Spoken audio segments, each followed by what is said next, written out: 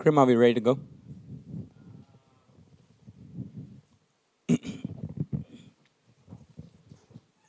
Super. Great. Yeah. Welcome. It's great to finally have all of you here. And I must say, I've been looking forward to this for a long time now.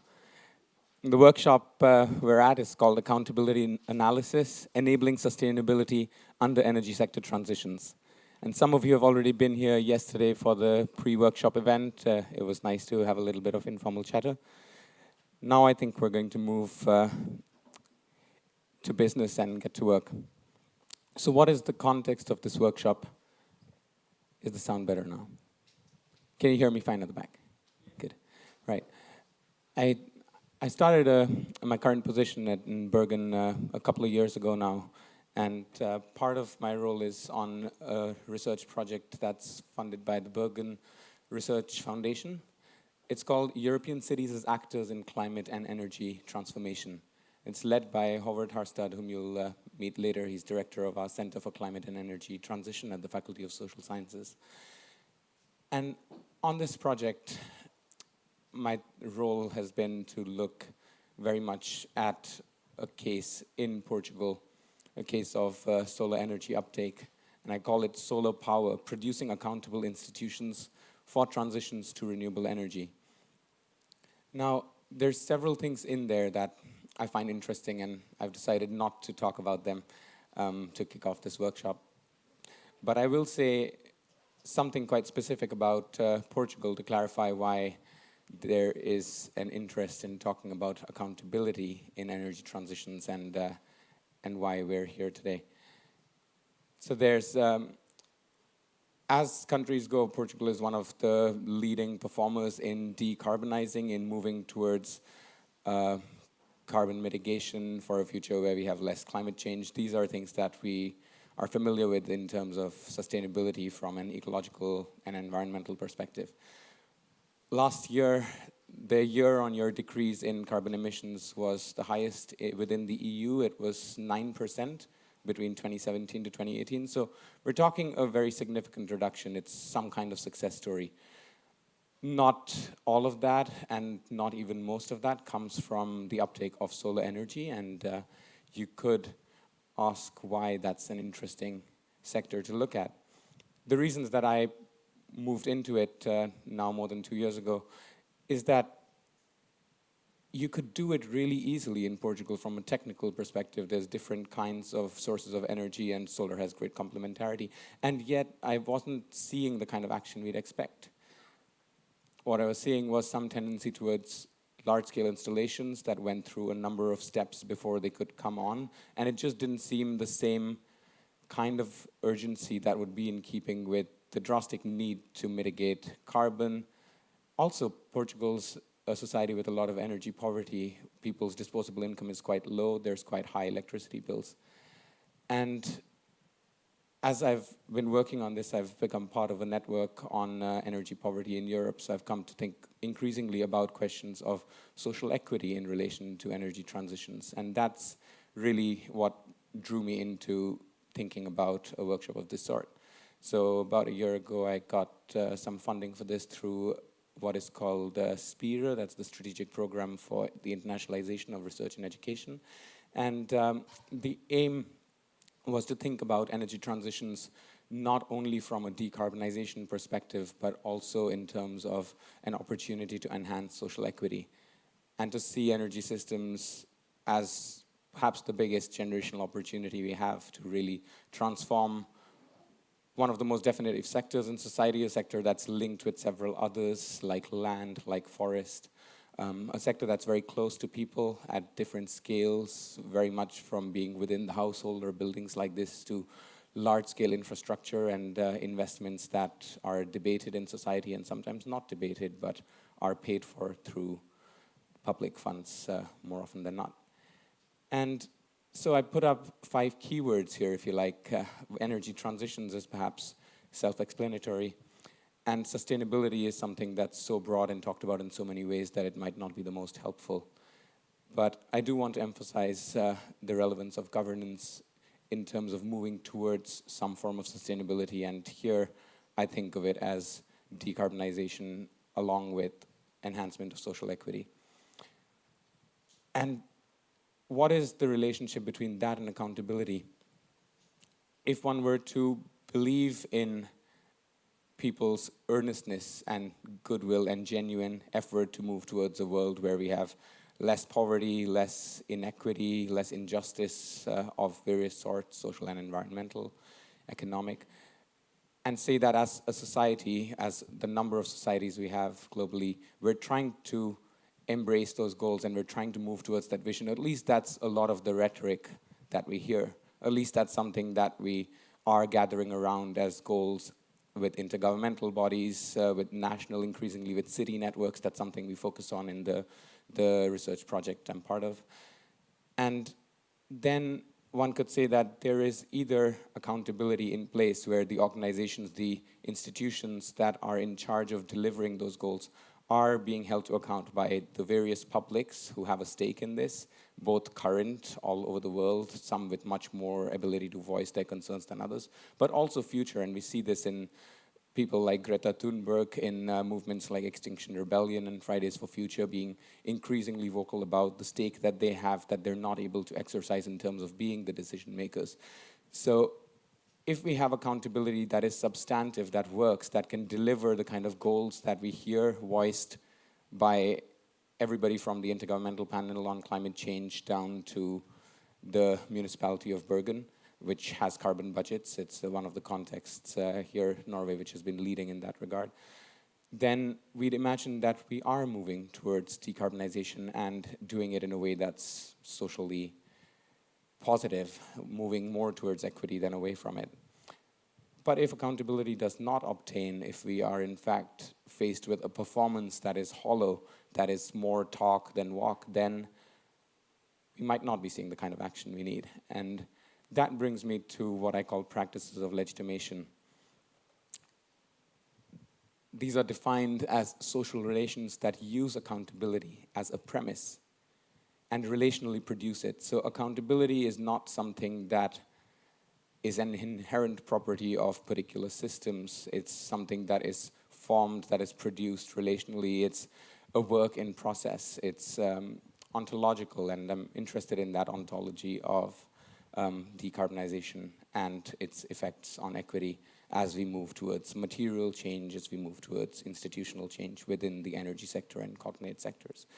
So to me, practices of legitimation are the form in which accountability can be observed and can be characterized, can be empirically tested, not just as a formal account of the way that institutions are set up, but as an empirical description that also captures informality, that captures what people like Alex Steffen and Bill McKibben have called predatory delay in doing the kinds of things that we need in order to move towards an energy future that we want. And it's really not just an energy future, but the social future or futures that we want.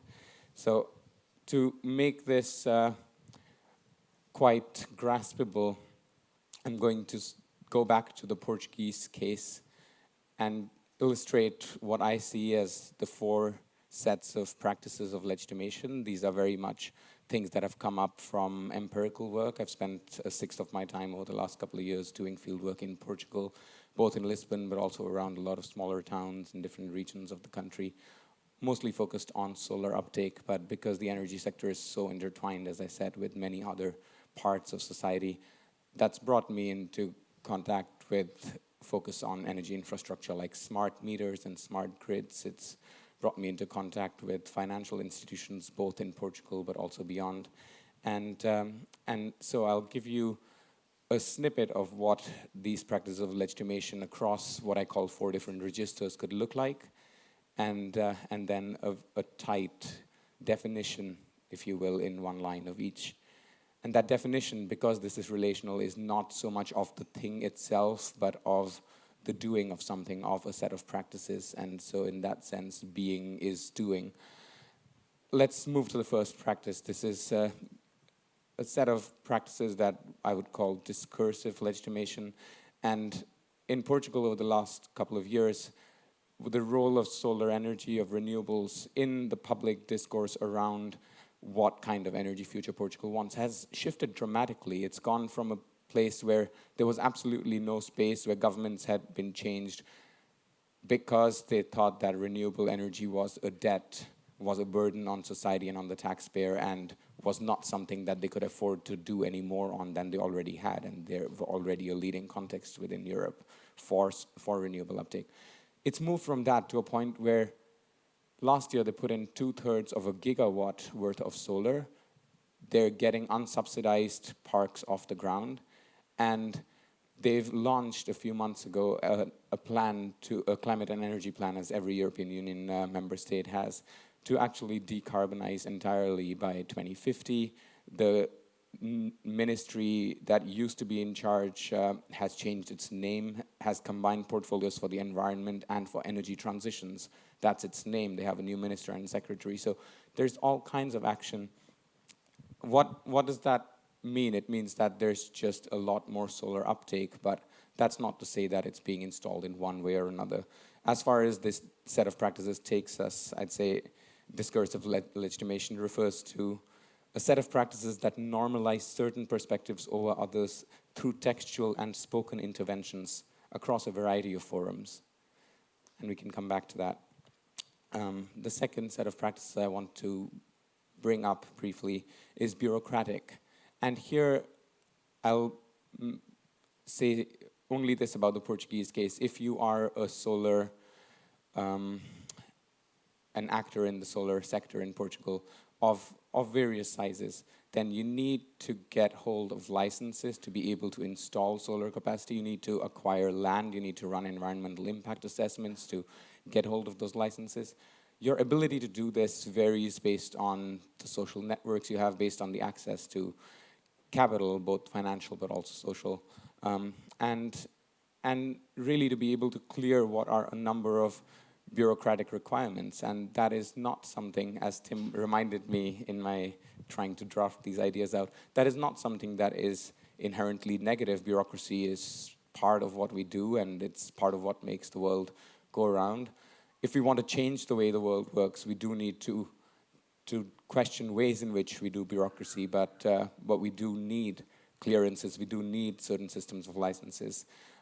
It does, again, have implications for the scale at which solar uptake happens, the spatial distribution of it, who benefits. So here I talk about these practices as often codified and sequential, practices that validate some actions and actors and limit the range of possibilities for other actors. So much like institutions, these are both constraints and enablements. Technocratic practices are quite related, you might think, but I think there's a vital distinction to draw, which is why, for me, they're a distinct set of practices of legitimation. And here we're talking, in the Portuguese case of solar uptake, we're talking about the ways in which systems are regarded technically as being feasible or not. So the debate has shifted in the last year or so, not to whether or not Portugal should install solar uptake, because there's all kinds of companies lined up waiting for licenses that they're not able to give out fast enough. The debate has shifted to where can you install this? Where is the space on the grid infrastructure? What can the system as a whole afford? And these are technocratically navigated questions, because there are bodies like the national regulators, like the Directorate General for Energy and Geology, that's seen as having the technical competence in this domain, who decide according to what models, the transmission authority who decides what kind of transmission is possible, where capacity can come up. And that's actually not something that the powers that be are necessarily best placed to know. If you look at a global scale, the International Energy Agency has been wrong year after year since 2003 on the amount of solar uptake that they expect to see in the world. And their models can't handle what we've seen as a drastic cost reduction in the sector, as the kind of technological innovation that's happened. So does a national authority or a set of national actors in Portugal necessarily know what future energy systems could look like, what kind of grid flexibility and energy storage innovations can come up, and what difference that would make to what investments actually pay off in the next 2 to 3 decades? We're talking about long-term, large-scale investments when we talk about energy infrastructure. And these are technocratic decisions, as I see it, because the way that this legitimation works is to perform systematic checks and approval of actions that entail technical expertise. There's an element of sophistication to the method, and the register along which this kind of legitimation operates is substantively the same as the action itself. So it's distinct from bureaucracy because it's not about filling out paperwork, it's about understanding the very imbricated ontology of the sector itself. And who gets to decide that, I think, is something that is, again, negotiated. So it's authority in the making, it's energy futures in play. And finally, coming to financial legitimation, this is something that's often flagged by most global authorities, national authorities working on this. If we don't move the money, then we're not really seeing a transition. We're seeing a persistence of fossil fuels. We're seeing some uptake of renewables, perhaps more than ever before, but very far from the scale we need. And in Portugal, what has changed in the last couple of years with respect to solar energy is the ability of solar developers to be able to access finance, to be able to have capital available at low rates of interest, because the perceived risk has gone down, because they have derived different instruments to be able to have power purchase agreements, to be able to not have a fixed revenue source, not have feed-in tariffs, which used to guarantee a certain amount of revenue for several years into the future, but to trade on the wholesale market, what's called MIBEL on the Iberian Peninsula, which is shared between Portugal and Spain, and to be able to demonstrate to financiers that this is fairly risk-free, that they have a strategy for payback, and that they will be able to deliver on the loans they're taking. And that means that there are certain actors, again, who can move into solar uptake in Portugal. Not everybody. Not, for instance, a solar energy cooperative called Copernico that has done really well but has struggled to go beyond a megawatt of capacity, which is not very much as national scale energy supply goes. So financial practices of legitimation are often spatially remote and materially elusive. They enable actors to block out scope for action or fulfill financial requirements and proceed with material actions to retain relevance within a sectoral context. And that's interesting because it's really about survival. And we have a conference that our group hosts every 2 years called Beyond Oil. The next one is coming up this October. And last time we had it, there was a Swedish author who talked around a book he'd written called All That Is Not Growing Is Dying. And I'm not convinced, but I think it's an interesting way to think. And so if we're not seeing the pace and the scale or the speed of transition that we need, then we're also failing.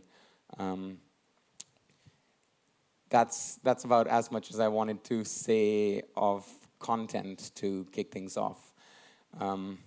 It's only the start of 2 quite long days. So moving more to some of the practicalities around what brings us together here. When I thought about doing a workshop like this, and then I got hold of the funding well enough ahead to be able to plan it in a way that made sense, I was thinking of what that would look like. We have a low-carbon travel policy at the center. We rarely see the point in having 20 people fly in to a place. But I do think that there is value to it, and I do think that if you do it right, then it's something that we can afford a little bit of. And so one of the things I wanted to do was to have a concrete output linked with this for the authors who are here today, to have papers that are already in existence and have already been vetted. Howard and I have given feedback on 13 of the 15 papers here that came in early March, and then people have been kind enough to circulate revised drafts. So I think what we have on our hands, and many of you have read 200 odd pages in the last few days, what we have is a really interesting set of perspectives on accountability, on legitimacy in energy transitions in different domains that are linked with energy systems, not necessarily all as directly as others, but I think it has a broad span that actually, to me, is indicative of the kind of work we need on energy transitions, the kind of cross-fertilization from fields like environmental governance, from really varied disciplines. And so I pitched this special issue idea to a journal called Global Transitions that has only kicked off recently. And I had a chat with one of the editors while I was in Seattle last year. Had a good back and forth with the managing editor as well, and they were happy to give us free open access, which was another really important thing for me, and to have a fairly, let's say, a timescale that matched with what I wanted to have in place for the workshop. And so we have this collection that's shaping up, and after this workshop, people will submit their papers online in the next couple of weeks. So I'm really happy about that, and looking forward to seeing how peer review goes. The other thing, and this might be new to several of the people in the room, is that I wanted to really test out the ideas that I've just pitched for the last few minutes, and to do it in a way that's bigger than myself, and to really learn and see whether there is some value to the kind of empirical reading and the analytical thinking around that, the conceptual thinking around that I've been engaged in the last 2 years of working on solar uptake in Portugal. And so I asked several senior colleagues and collaborators if they would take my invitation, take my provocation, if you will, and respond to it, thinking through their own work or parts of it over the last many years, thinking through empirical material that comes from different disciplinary backgrounds, comes from different sectors, really, and articulate what accountability does for their reading of those cases. And so I pitched a book, had a contract in place, floated a first part that was around my thinking on practices of legitimation for energy transitions, and received chapters from 5 of the keynotes here on their thinking through their cases in terms of accountability. And that's been a really interesting experience. What we've done thereafter is to draft the concluding part of the book. And over the next month after this workshop, that's something I'm looking forward to finalizing. And what I'd like to see, it's also something that'll be out hopefully later this year. It's open access, which to me is important because I don't think we can afford to put a lot of time and effort towards €100 volumes that very few people can afford to buy, and most don't have the time to read if they can afford to buy them. What I'd like to do over the next month beyond this is to take some of the ideas, some of the inspiration in this room and in our conversations, and refine those pieces of the book, fit them together in ways that can actually be useful for people who don't see themselves necessarily working on energy transitions, or do, who don't see themselves as knowing anything about accountability, or do.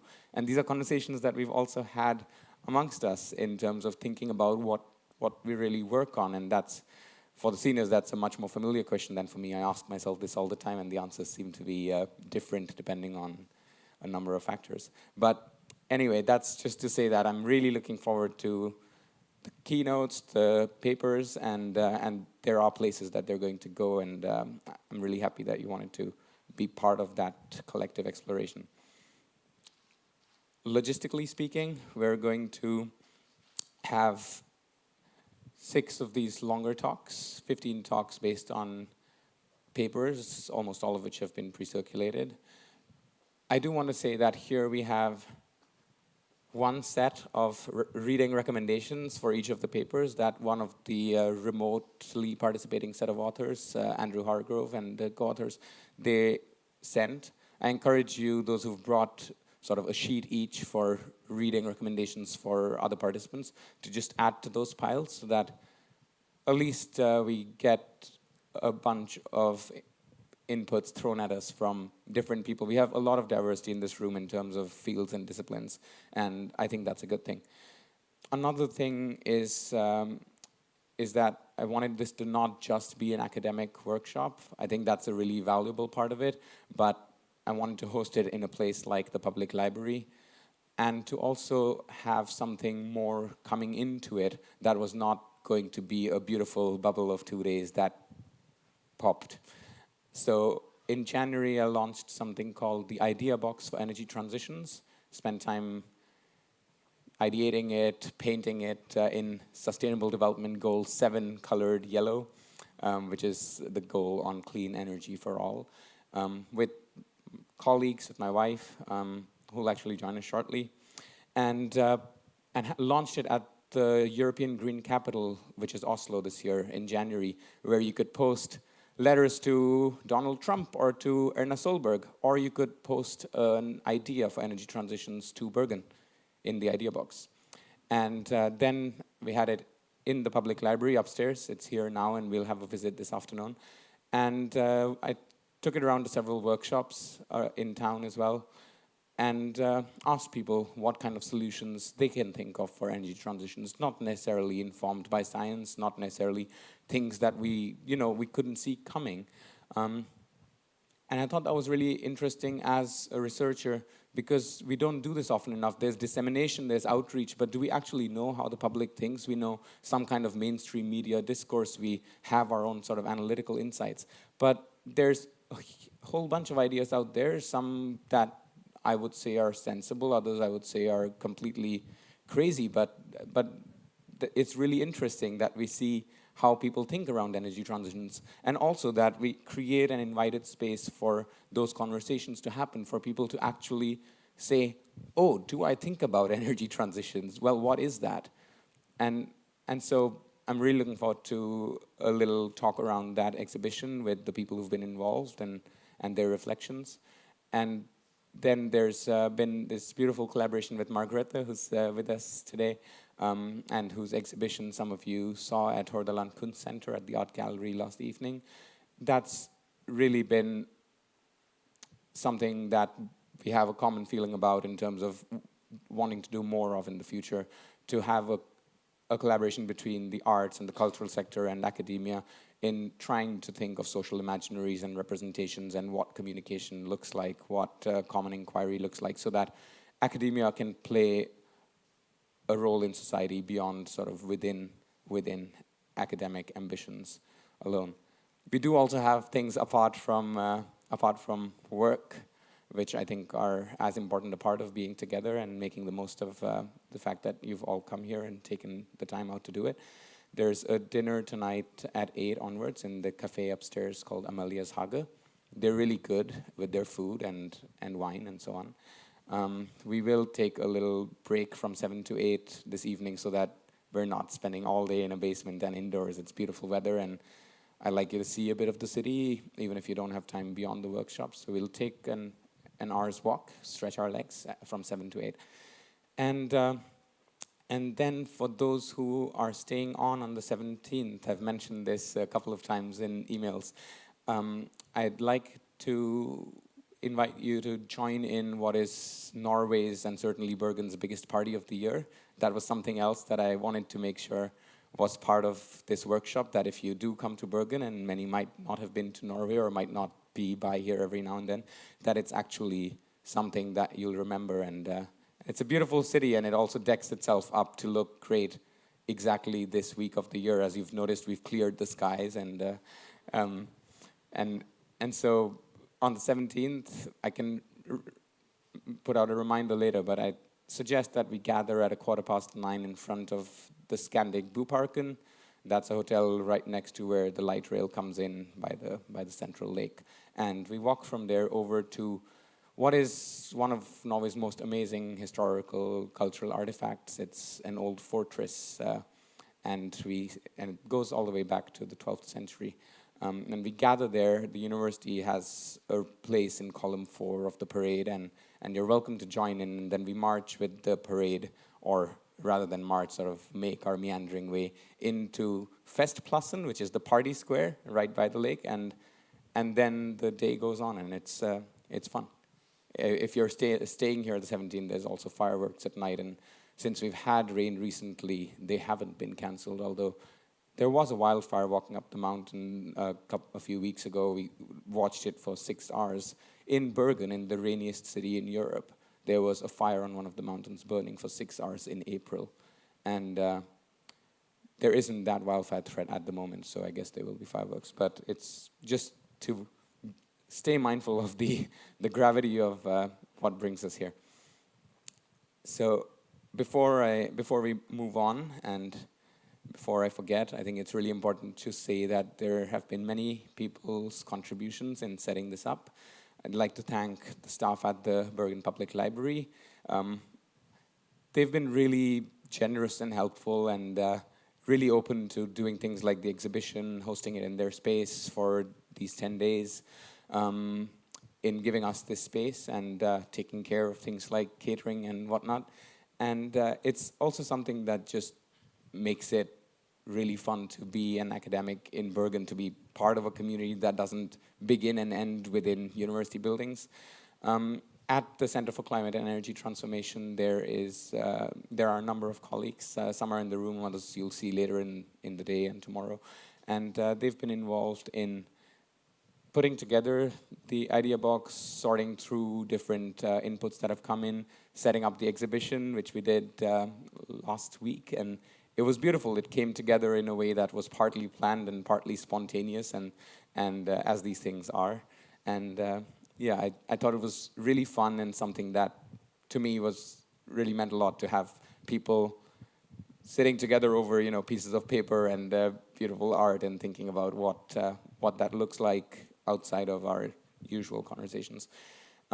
Then we are going to be joined any moment now, I think, by a group of people who we don't usually engage with within academic settings. And that is students from the International School of Bergen. I think they're about 8 or 9 years old. And when I was doing this, I thought that it would be nice to have inputs from the public. With the idea box, it would be nice to engage with the cultural community in town. But I also thought it was important to engage with children, and to listen in on what they think of when they think of things like energy transitions. That's maybe a bit too abstract and all-encompassing. So my wife Annie, who works at the school, she has been part of her job this year has been to look to do performing arts with her students, and she's been rehearsing performances with them. They've got different themes and groups, and the themes are deforestation, climate change, and they've been struck by headlines that you see in the news these days, all kinds of peculiar things, like 50 polar bears attacking a little town in Russia. They've also worked on poaching, and we have, in fact, one of the keynotes on biodiversity conservation. And so even though in their performance it might not come across as super closely related to energy transitions, I think it's interesting the number of themes that they've chosen to take up. And I haven't seen them either, so I'm super excited to see what they've come up with. And of course, for handling bookings and so on, we have a colleague at G Travel who's made that easier. And finally, the Faculty of Social Sciences that made available this opportunity to host this. I want to say thank you. They're a fantastic employer, and I'm happy to be part of that community. So assuming that they are here, we will shortly have a theater performance. And before we do that, I wanted to have all of you come up for two reasons. One, to say hello and say your name and what you do and where you are, so that we all know and try to remember. And two, to test out this equipment and the not just the technical part, which works fine. Grim has made sure that this is live streamed, links are out, and he has done this in this room many times, and it works, and that's fantastic. But because it's not just technical, it's socio-technical. And the reason that I'd like you to come up here and not float one of the mics around is that if we're live streaming this and the keynote sessions and the closing session where we have reflections from the speakers at the end of tomorrow, then when you ask a question, you can be part of the live stream if you're up here. If you're uncomfortable being on video, there is the option of just using a mic.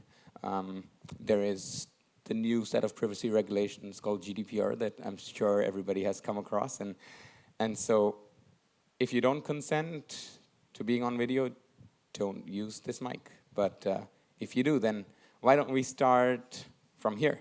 Since you were bold enough to take an almost front row seat, I'm sure you're confident at speaking. And then we should just switch this one on. I think it's on. Okay. Hello, I'm Matthias Gallen. Let's just make sure it's on. Okay, great. Okay, great.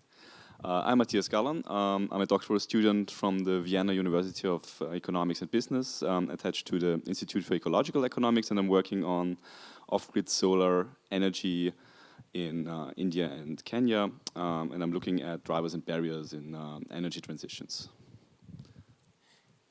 Can you go outside and check if the student group is here and tell them that? Good morning, everyone. I'm Sunila Kale. I'm at the University of Washington in Seattle. And my early work was on energy politics in India, and I'm still working on that. But I'm also working on land, contentious politics around land and mining in primarily eastern India. I'm very happy to be here.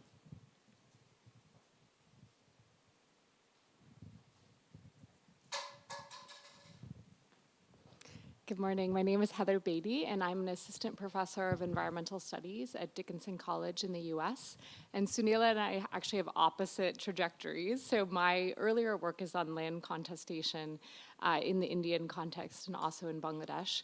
And now that work has actually backed me into the energy sector. So I've done work on coal in India and in Bangladesh, and now I'm doing work on solar energy, really thinking about how land also ends up permeating issues of energy as well. And thank you very much to the organizers. This is wonderful.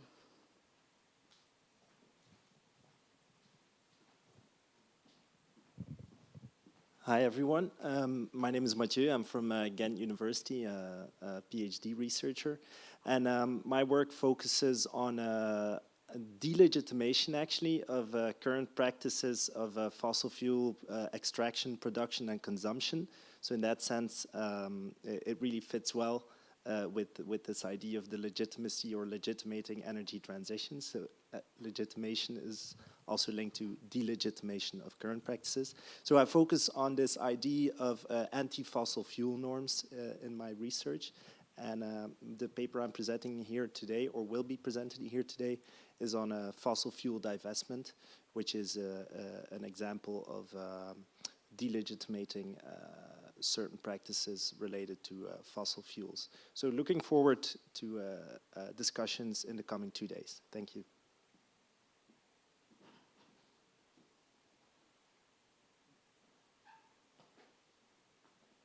So, good morning. I'm Steve Wolf from Cornell University in the United States. Congratulations, Siddharth, on organizing this workshop. I look forward to the next 2 days. My work is on environmental governance. I'm quite interested in state and non-state relations. I have a new project on digital agriculture and responsible innovation, and I continue to work on this issue, specifically the relation between accountability and legitimacy applied to innovation and development.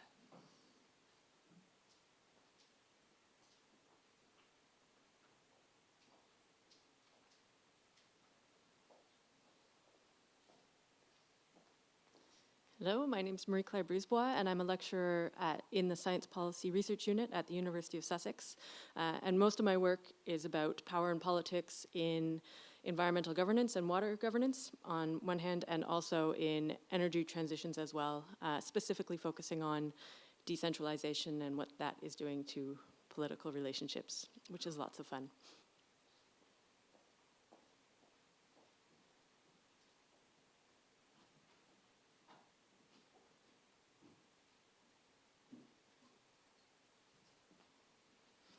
Yes, my name is Jenny Palm, and I am a professor in sustainable urban governance, but most of my research is about energy system.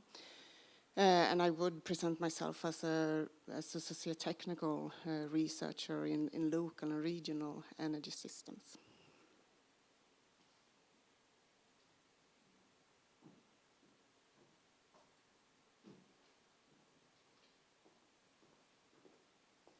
Hi, I'm Tim Moss from the Humboldt University in Berlin, and I've been working for many, many years on urban infrastructures, so the relationship between cities and their infrastructures, looking at water as well as energy systems, and I have a very special interest and a fond attachment to Berlin, and I'll be talking a lot about that today in my keynote.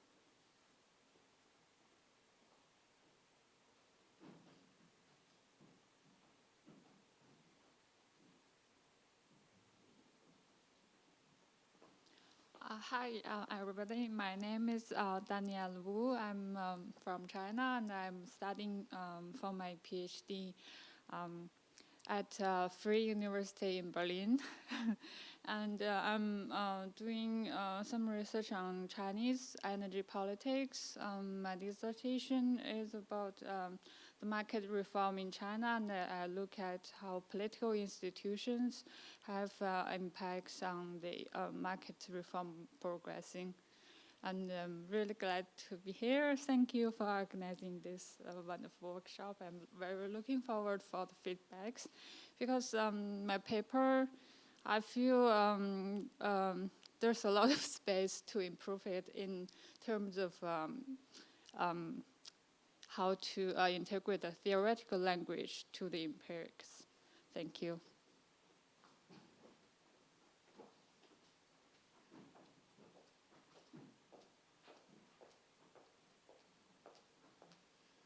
Good morning, everybody. My name is Christian Lund. I teach at the University of Copenhagen. I've been working for a long time on land conflicts and the role of law and legalization in conflicts over land. I'm really curious to learn about accountability these next 2 days, even talking about it. So that makes me very excited. I'm very pleased to be here. Thank you.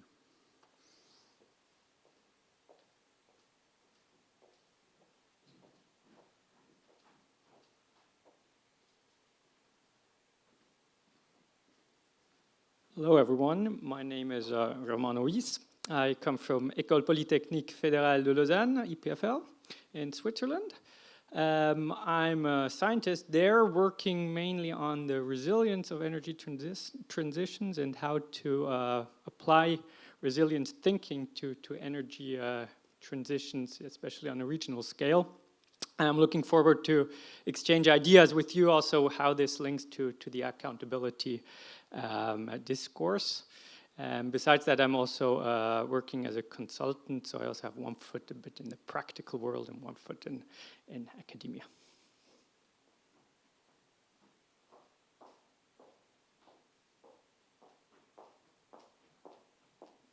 Hello, everyone. My name is Susan Mühlemeyer, also based at Lake Geneva, Lausanne, in Switzerland. I also have 2 feet. So I did my PhD together with Romano on questions of resilience with a social technical perspective in the energy transition. And in my PhD, I also especially focused on the role of urban utility companies in Germany and Switzerland in the context of the energy transition. And the second foot is now in industry, because I'm working for the largest energy association in Switzerland, in charge for training there, because I also have an educational background.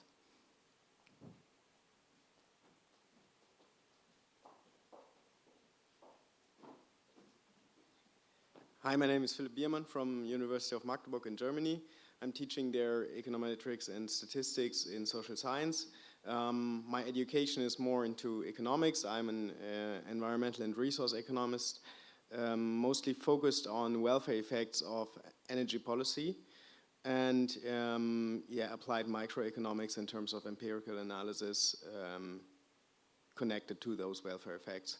And I started working with energy poverty 1.5 years ago. And so now I'm very interested in being more connected to other sciences than economics with this subject, because even in economics, you're a big outsider if you're working in welfare effects and something like this. Thank you.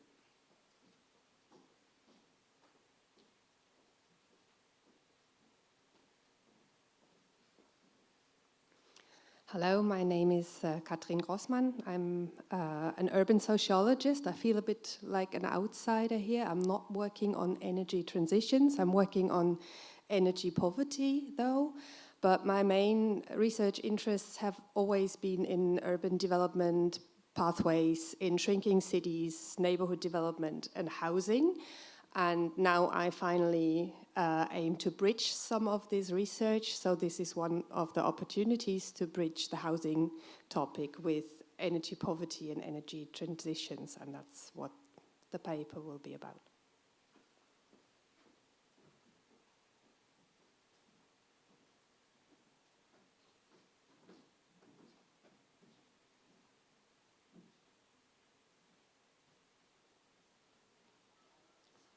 Well, good morning. My name is Gerhard Fuchs. I'm from the University of Stuttgart. I'm working there in the sociology department.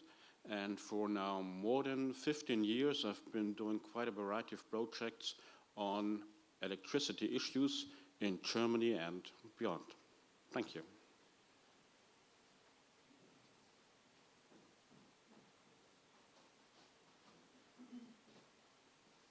Hi, I'm Margaret. I'm an artist, and I'm working on the topic of energy transition. I've just opened an exhibition that some of you saw yesterday, and I'm looking forward to making notes for future work during the next couple of days.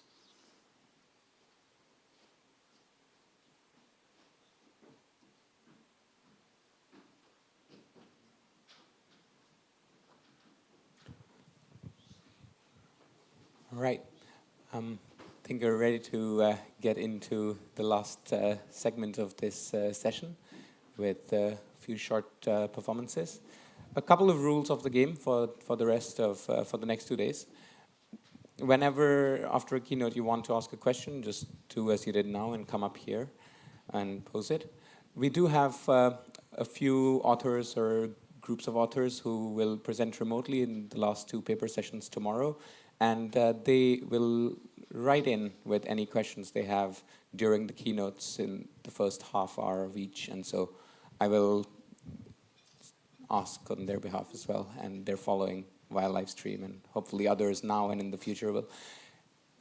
The session chairs are, of course, in charge of how they manage their paper sessions, but I would ask you to make sure that each paper stays within a half hour. And if you're starting things off as a discussant or rebutting as an author, just short is sweet, and that leaves us time to make the most of the discussions that we clearly have capacity for in the room. So, Annie, will you take the floor and guide us with the rest?